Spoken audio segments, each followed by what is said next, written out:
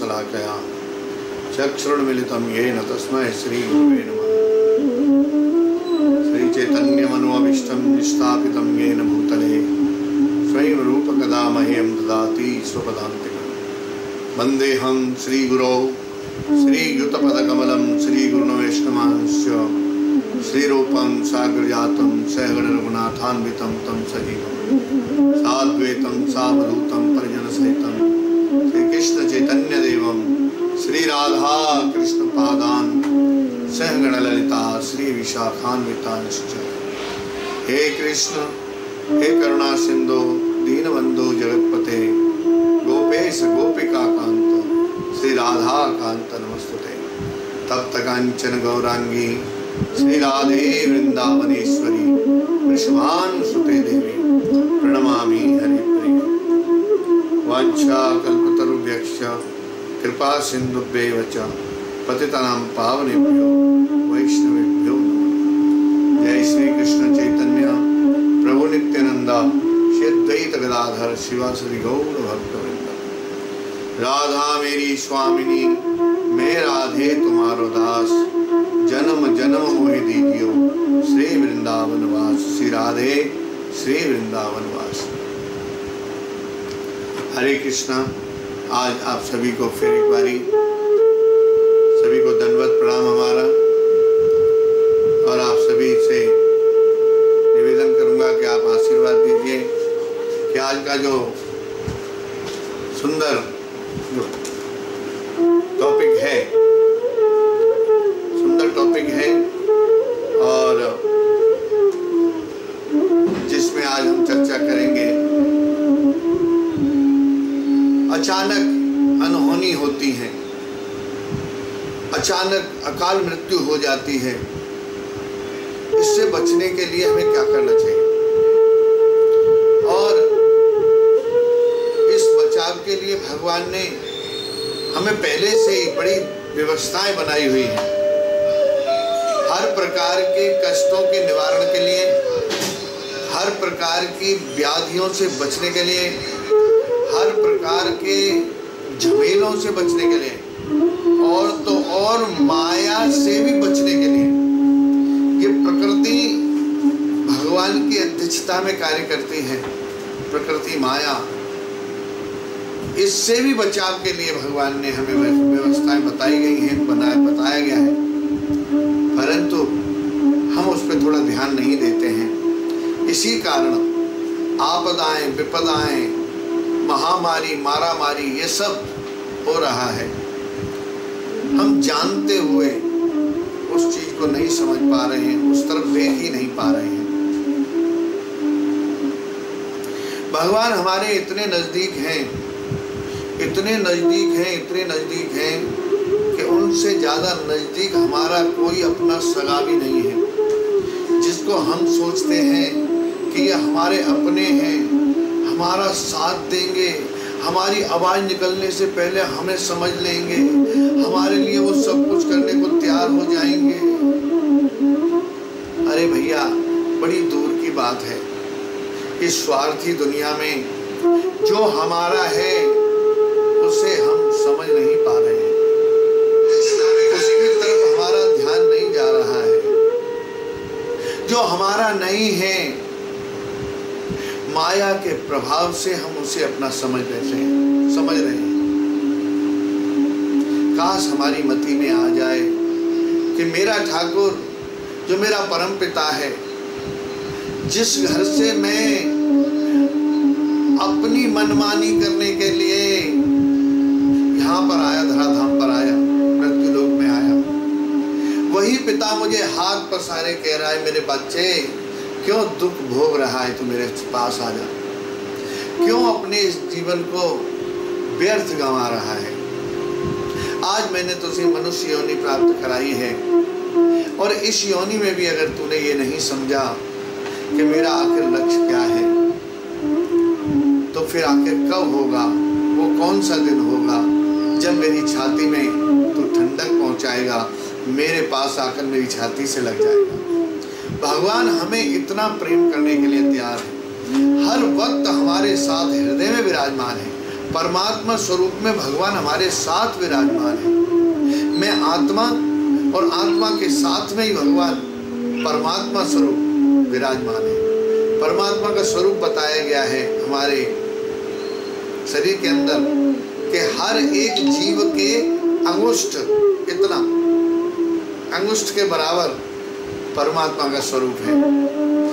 मेरा शरीर में मेरे अंगुष्ठ के बराबर और छोटे बच्चे के अंगुष्ठ के बराबर, या किसी भी जीव के उसके अंगुष्ठ के बराबर भगवान हृदय में विराजमान है। परमात्मा स्वरूप में हर एक जीव के साथ विराजमान है और वो सब देख रहे हैं, वो सब देख रहे हैं। हम दुखी होते हैं, वो भी दुखी होते हैं। देखो, जैसे एक पिता एक माता अपने पुत्र को दुखी देखती है तो दुखी होती है, उसी प्रकार भगवान भी दुखी होते हैं और उस दुख के निवारण के लिए भगवान हमें सारी व्यवस्थाएं, हर तरीका समझाने के लिए तैयार बैठे हुए हैं।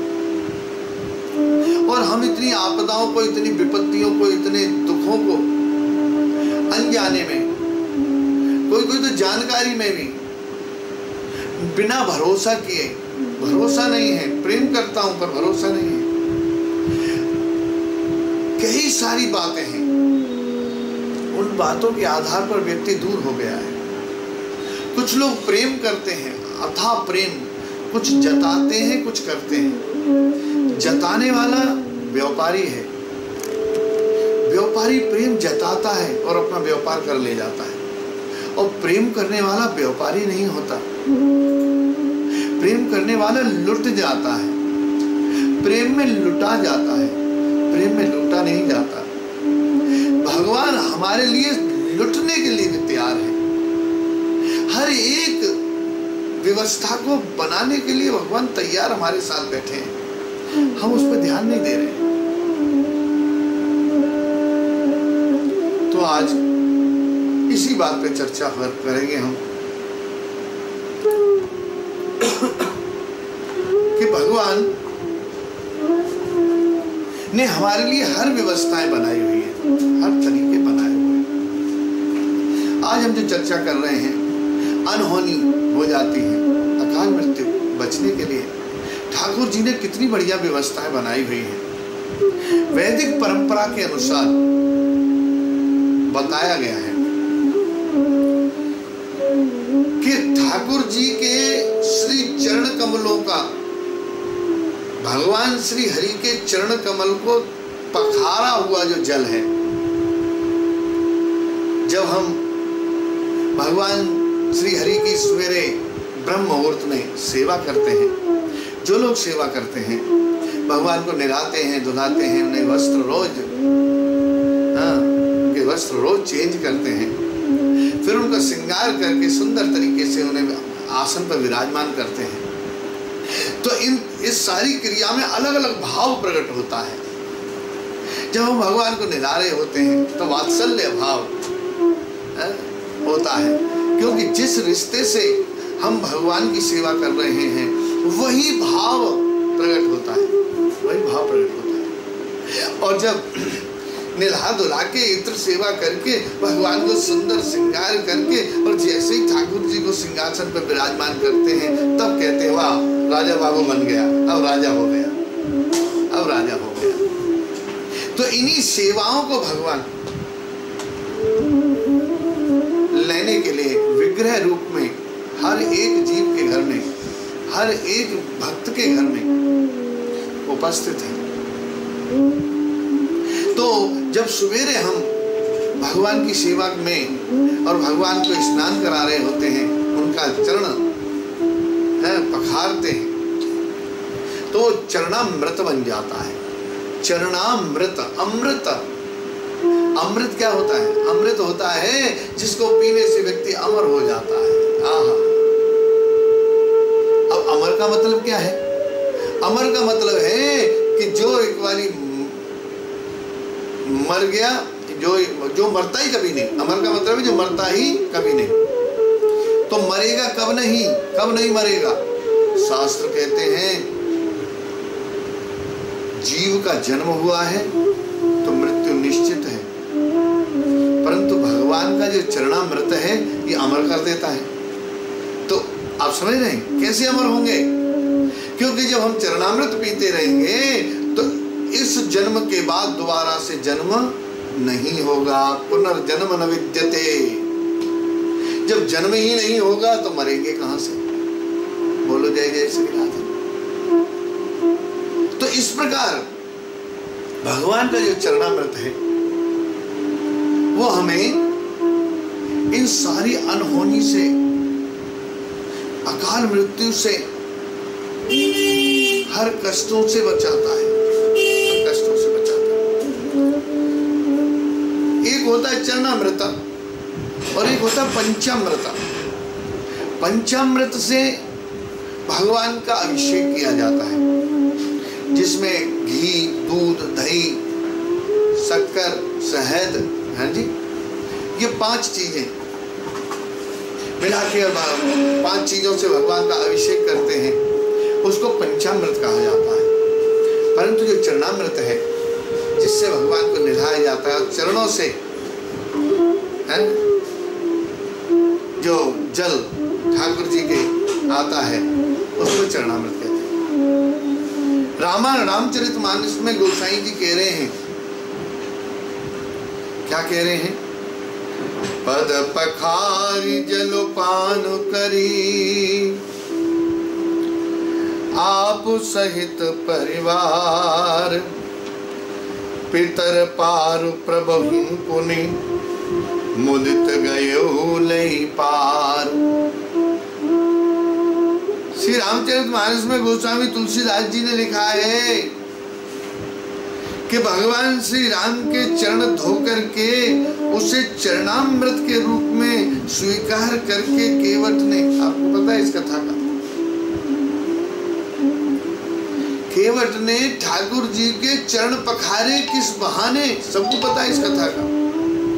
उन्होंने कहा महाराज मेरी ये काठ की नाव है, अरे आपके पैर छूते ही तो पत्थर स्त्री बन जाता है, तो मेरी ये काठ की नाव तो आप, मैं कैसे मानूं कि आप ये नाव मेरी रह जाएगी?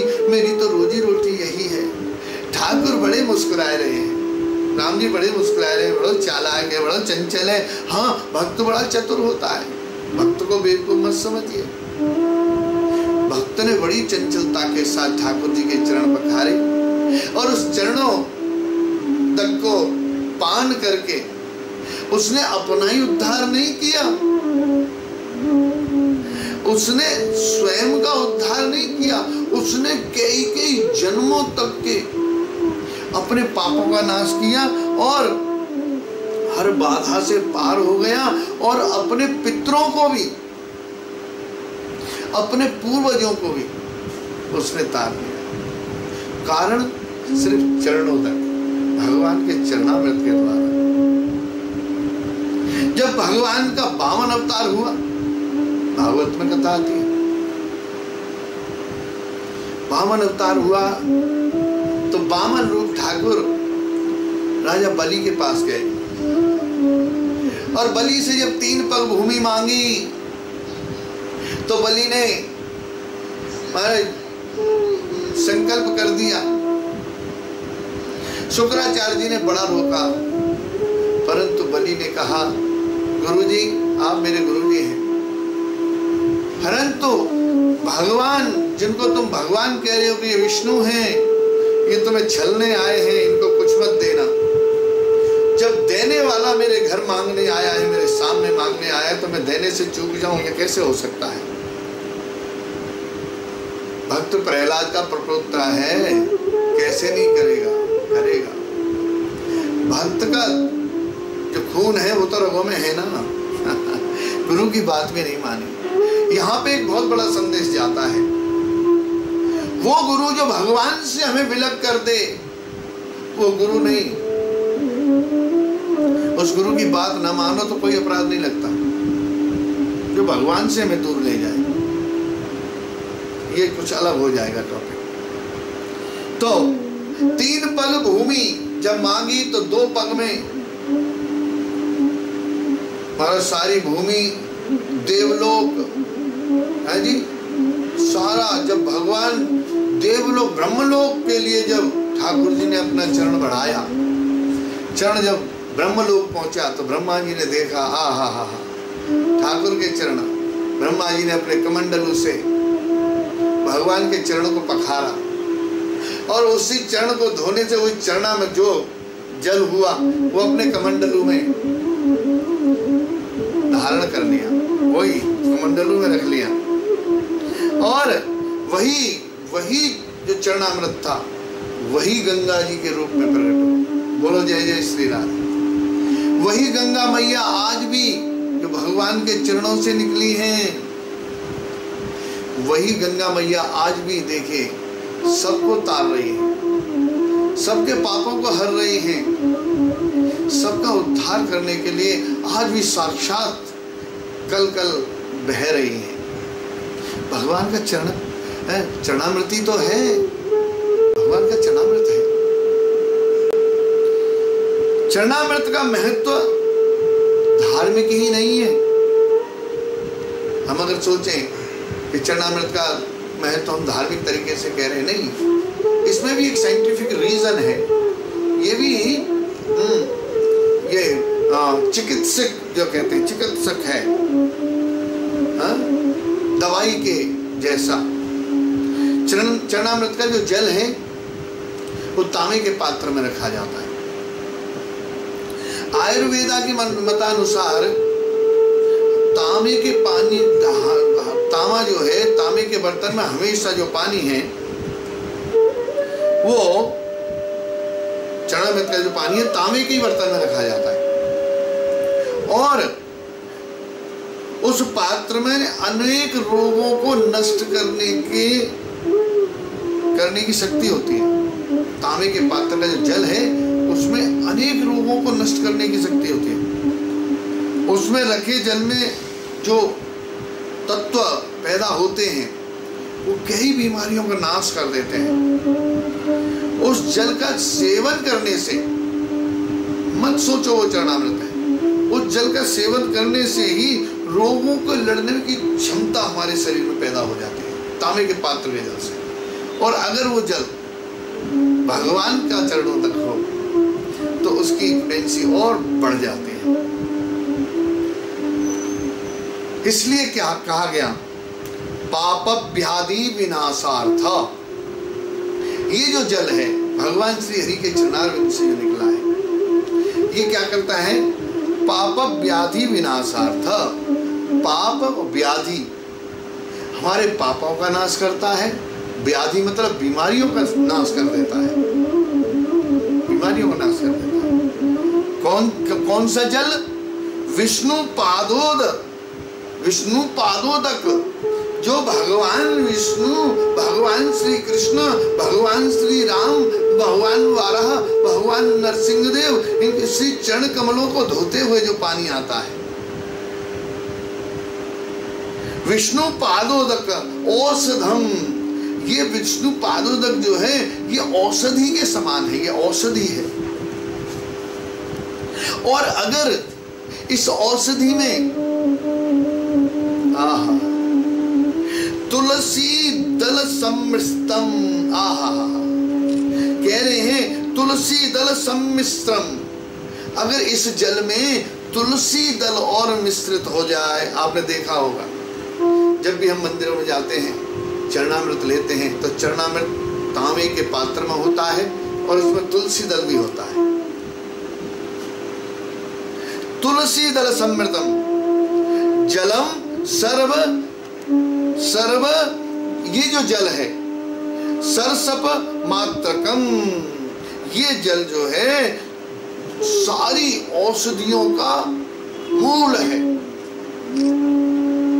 और इसमें तुलसी पत्र मिला दिया जाए तो इसके औषधि गुण और भी अधिक हो बढ़ जाते हैं, वृद्धि हो जाती है और भी वृद्धि। चरणामृत सेवन करते समय इस बात का हमें ध्यान रखना चाहिए कि चरणामृत जब हम सेवन कर रहे हैं तो एक श्लोक आता है, उस श्लोक को हमें जरूर बोलना चाहिए। और वो श्लोक क्या है, बड़े ध्यान से सुनिए और हो सके तो इसे लिख लीजिए। जब जब भगवान का चरणामृत हम पान कर रहे हैं तो चरणामृत हमेशा सीधे हाथ में, इस तरीके से सीधे हाथ में हमें लेना चाहिए और ग्रहण करना चाहिए ऐसे। तो क्या श्लोक बोलना है? अकाल मृत्यु हरणम, अकाल मृत्यु को हरने वाला, अकाल मृत्यु हरणम, सर्व व्याधि विनाशनम, सारी बीमारियों का नाश करने वाला, अकाल मृत्यु हरणम सर्व व्याधि विनाशनम, विष्णु पादोदकम, विष्णु चरणामृत, जो भगवान विष्णु भगवान श्री कृष्ण का चरणामृत है। आहा, अकाल मृत्यु हरणम सर्व व्याधि विनाशनम, श्री विष्णु चरणोदक पीत्वा, विष्णु चरणामृत पीत्वा, कृष्ण चरणामृत पीत्वा, पियो शीर्षम धार्यम। आहा, है? और फिर उसको शीर्ष पे धारण करना है। फिर तो क्या क्या होता है इससे? पुनर्जन्म न विद्यते, इससे क्या होगा कि दोबारा से तुम्हारा जन्म नहीं होगा, अकाल मृत्यु नहीं होगी, किसी भी प्रकार का कलह क्लेश अनहोनी नहीं होगी। 3 चीजें हैं, स्टैम्प पेपर पे लिख के दिया जा सकता है अगर हमारे अंदर भाव है और विश्वास है। अगर हमें विश्वास है तो ये अखंड सत्य है कि भगवान श्री हरि का रोज अगर आप सवेरे ही भगवान को स्नान करा के जो चरणामृत आप स्वीकार करें तो किसी भी प्रकार की अकाल मृत्यु का होना संभव नहीं है। अकाल मृत्यु हरणम सर्व व्याधि विनाशनम, श्री कृष्ण चरणामृत पीत्वा, श्री विष्णु पाद चरणामृत पीत्वा, शीर्षम धार्यम, पुनर्जन्म न विद्यते, फिर दोबारा से जन्म नहीं होगा। और गारंटी है कि जो चरणामृत रोज पीता है, और अगर आप कहीं जा रहे हैं, देखिए अनहोनी कैसे होती है, कहीं ठोकर लग गई, गिर गए, अचानक किसी कहीं से कोई अचानक कोई चीज ऊपर से गिर गई।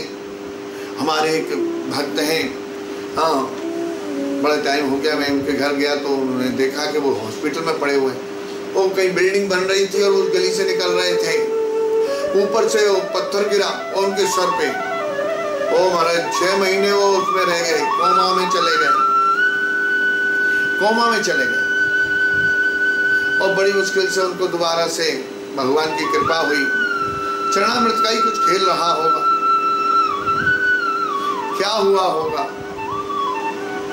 दोबारा से उनके अंदर फिर आज वो रूटीन में है। तो भाव है कि इस तरीके की दुर्घटनाओं से व्यक्ति बच जाता है, बच जाता है। किसी प्रकार की व्याधि, किसी प्रकार की अनहोनी नहीं होती है। और क्या करते रहना चाहिए? अगर हम कहीं जा रहे हैं तो भगवान का नाम, हरे कृष्ण कृष्ण कृष्ण हरे हरे, हरे राम राम राम हरे हरे।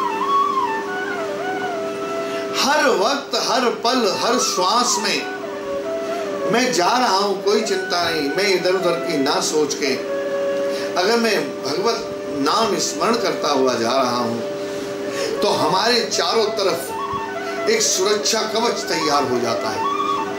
ये भगवत कृपा है। ये वो आभा प्रकट हो जाती है जो व्यक्ति आते जाते सोते खाते पीते जगते हरि नाम करता रहता है, उसके चारों तरफ वो आभा प्रकट हो जाती है। उस आभा को छेदने वाला फिर कोई नहीं होता। कितनी भी व्याधियां हो, कितनी भी संकट हो, कितनी भी प्रकार की क्लेश होने वाली हो, अकाल मृत्यु हो, उस आभा तक ही आ पाती है, वो उसके पास नहीं आ पाती। ये अखंड सत्य है। मेरा विश्वास, मेरा भाव कितना है भगवान के नाम के लिए, भगवान के चरणों की सेवा के लिए, कितना है मेरा भाव, कितना है मेरा प्रेम, क्या मैं प्रेम करता हूं भगवान से या भगवान से सौदेबाजी करता हूं, ये हमें समझना होगा। क्या मैं भगवान नाम में व्यापार करता हूं, क्या मैं सिर्फ अपने फायदे के लिए ही भगवत प्रेम का दिखावा कर रहा हूं, या भगवान की सेवा कर रहा हूं कि भगवान मुझे ये देना, भगवान मुझे वो देना। व्यापारी के रूप में नहीं, हमें प्रेम से, भाव से भगवान की सेवा हमें करनी चाहिए। इसलिए चरणामृत जो है ये हमें हर प्रकार की व्याधियों से और अकाल मृत्यु से दूर रखता है। हो ही नहीं सकती अकाल मृत्यु, ये अखंड सत्य है। भगवान हर वक्त हमारे साथ है। एक कथा आती है कि हम भगवान से प्रेम करते हैं या व्यापार करते हैं। ये बात हुई तो इस पे कथा मेरे को याद आती है।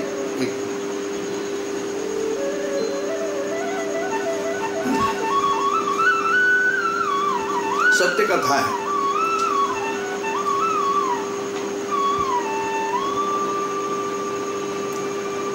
श्रीनाथ जी की बात है। तो एक ब्राह्मण रोज एक ही सेवा करते, श्रीनाथ जी को जाकर के सुंदर एक पुष्प लेके जाते और ठाकुर जी को जाकर के पुजारी को देते और पुजारी उन्हें अर्पण करते। नित्य की सेवा, यही उनकी सेवा थी। रोज आते, भगवान के दर्शन करते और एक पुष्प लाते। रास्ते में एक दुकान थी पुष्प की, फूलों की, और लेकर के आते और ठाकुर जी को अर्पण करते और प्रणाम करते और निवेदन करते और चले जाते। नित्य की सेवा। बड़ा समय हो गया, जीवन में खूब खुशहाली है, खूब आनंद है, कोई चिंता नहीं है। अब खुशहाली का मतलब अब ये मत समझिए कि उनके पास पैसा बहुत था इसलिए खुशहाली है। नहीं नहीं नहीं, पैसे से सारी खुशहाली नहीं हो सकती। पैसा बहुत कुछ है परंतु सब कुछ नहीं है। सब कुछ होते हुए भी लोग दुखी हैं। सुखी वही है जो संतुष्ट है, जो संतुष्ट है वही सुखी है। तो ब्राह्मण, जो ब्राह्मण वाकई जो सच्चा ब्राह्मण है वो हमेशा संतुष्ट ही रहता है। ये ब्राह्मण की पहचान है।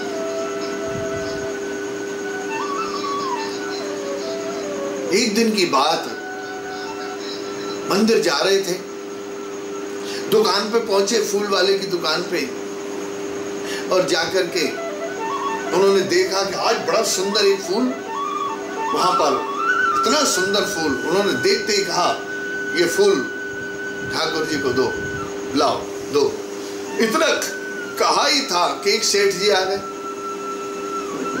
सेठ जी ने भी कहा अरे ये सुंदर फूल तो मैं लेके जाऊंगा, आज मेरी सेठानी का हैप्पी बर्थडे है, आज मैंने उन्हें अर्पण करना है। तो पंडित जी जो ब्राह्मण थे वो कहने लगे नहीं लाला जी, ये फूल तो मैंने बोल दिया है, ये ठाकुर जी के लिए ही जाएगा, ये ठाकुर जी की चरणारविंद में ही चढ़ेगा ये फूल। उन्होंने कहा नहीं नहीं, मैं इसका मोल ज़्यादा दूंगा और ये फूल मेरी सेठानी के लिए जाएगा। तो ब्राह्मण है। अब भाव आ गया कि फूल ठाकुर जी के चरणारविंद में ही जाएगा। तो उन्होंने कहा नहीं, बड़ा समझाया कि हे लाला जी, भगवान ने इस प्रकृति को बनाया है और ये प्रकृति भगवान की अध्यक्षता में कार्य करती है। प्रकृति से मिलके चलिए। जो भी इस प्रकृति के अंदर सब जो कुछ है ये सब भगवान का है, सब कुछ भगवान का है। और फूलों पर तो विशेष कर भगवान का ही अधिकार है। फूल तो बने ही भगवान के लिए है, इसलिए ये फूल तो ठाकुर जी के लिए ही जाएगा, आप ये रहने दीजिए, मैंने इनको बोल दिया है। सेठ जी कहते नहीं नहीं, ये फूल तो मैं ही लेके जाऊंगा, आज मेरी सेठानी का बर्थडे है। तुम तो रोज लेके जाते हो, एक दिन ना ले जाओगे तो क्या हुआ। अब ब्राह्मण ने कहा देखिए समय होता जा रहा है, दर्शन बंद हो जाएंगे, आप जिद ना करिए। तो बात हो गई कि अब फूल जो 1 रुपए का फूल था, बड़े टाइम पहले की बात है, वो लाला जी ने 10 रुपए कह दिया, 10 रुपए दूंगा। अब ब्राह्मण ने कहा भाई 10 दूंगा, ये तो बड़ा गलत हो गया। तो ब्राह्मण ने भी कहा ठीक है, फूल तो ठाकुर जी के लिए ही जाएगा, मैं 20 रुपए दूंगा। उन्होंने 100 कहा, इन्होंने 200 कहा, उन्होंने 500 कहा, इन्होंने 700 कहा। ब्राह्मण भी जिद्दी हो गए कि ठाकुर जी को ही फूल चढ़ेगा। उधर वो लाला जी भी कह रहे कि ये सेठानी को फूल जाएगा, उनके गजरे में लगेगा। बड़े ध्यान से सुनना। हाँ, अब देखिए यहां भाव है और श्रद्धा है, और यहां प्रेम है, और किसके लिए? व्यापार के लिए, अपनी खुशी के लिए, अपने मान के लिए, अपनी इज्जत के लिए। और यहां प्रेम है ठाकुर जी के लिए, अपने आप को लुटाने के लिए, अपने आप को समर्पण करने के लिए। यहां भाव प्रधान है। आखिर लाला जी ने कहा मैं 800 रुपए दूंगा। अब 800 रुपए उस समय बहुत बड़ी बात हुआ करती थी। तो इन्होंने कहा कि मैं 1000 रुपए दूंगा। ब्राह्मण ने कहा मैं अपना सर्वस्व दे सकता हूं, परंतु फूल ठाकुर जी के चरणों में ही चढ़ेगा। भाव है। देखिए भक्त का भाव, भक्त भाव में लुट जाता है। यहां हम कहते हैं कि अगर प्रेम है तो प्रेम में लुट जाओ, लुटोगे तभी आनंद की प्राप्ति होगी। अब ये रहे लाला जी, बनिया थे भाई, वो व्यापारी आदमी थे। अब व्यापारी आदमी तो तुरंत सोचता है हानि लाभ के बारे में कि हानि और लाभ कितना हो रहा है। उन्होंने देखा कि अरे 1000 रुपए का मैं फूल लेके जाऊंगा और ये जाते जाते 2 घंटे तो यही हो गए हैं और ये जाते जाते मुरझा भी जाएगा। क्यों नहीं मैं 1000 रुपए के हीरे जवाहरात से सुंदर सोने का बना हुआ हार सेठानी के गले में डाल दूंगा, तो वो जीवन भर याद करेगी। लाला जी के दिमाग में आ गया। लाला जी ने कह दिया ठीक है पंडित जी तुम ही ले जाओ। बोलो जय जय श्री राधे। अब इधर देखिए प्रेम जीता, भाव जीता, व्यापार नहीं जीता। लाभ हानि का जहां पर बात आती है कि ठाकुर की सेवा करने से हमें क्या लाभ, ठाकुर को समय देने से हमारी ये हानि होने वाली है, हमें कोई लाभ होने वाला नहीं है। लाभ हानि के बीच में ठाकुर को लाओगे तो कभी भाव नहीं आएगा, कभी प्रेम नहीं हो सकता।